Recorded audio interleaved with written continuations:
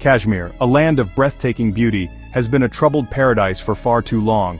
On April 22, 2025, tragedy struck again. A group of terrorists attacked innocent civilians in Pahalgam.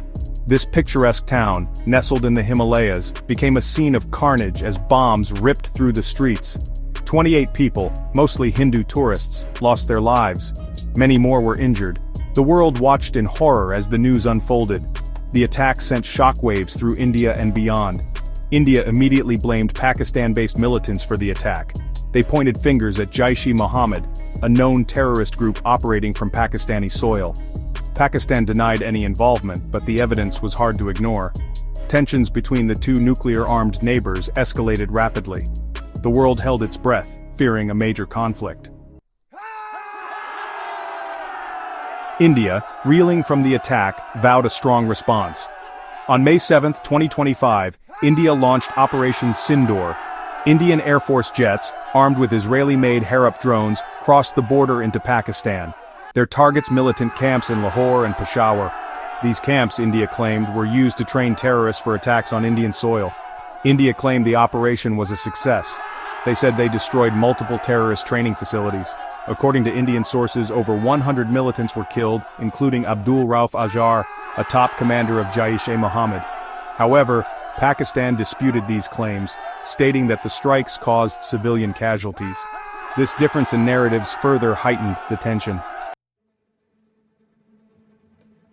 What followed was a dangerous escalation.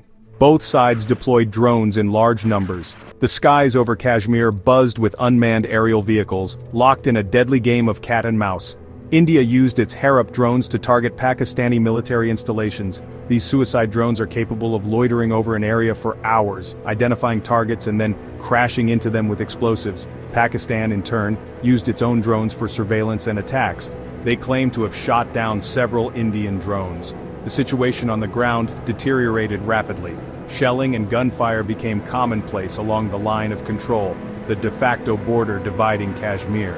Civilians on both sides were caught in the crossfire. Section 4. Missiles and Mayhem. The situation escalated further with the use of missile defense systems. India activated its S-400 Triumph air defense system, a sophisticated system bought from Russia. This system is capable of tracking and destroying incoming missiles, aircraft, and drones. India claimed that the S-400 successfully intercepted several Pakistani drones targeting cities like Amritsar and Pathankot.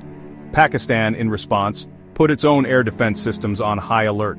They scrambled fighter jets and deployed mobile missile launchers. The risk of a full-blown war, once unthinkable, now seemed terrifyingly real. The world watched with bated breath, hoping for a miracle. Section 5. The world reacts. The international community reacted with alarm to the escalating conflict. The United Nations Secretary-General called for an immediate ceasefire.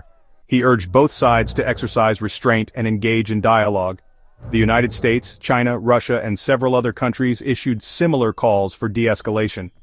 The United States offered to mediate between the two countries. However, any resolution seemed a long way off. The conflict had reignited old wounds and deep mistrust. The world could only hope that sanity would prevail and that the two nuclear-armed neighbors would step back from the brink.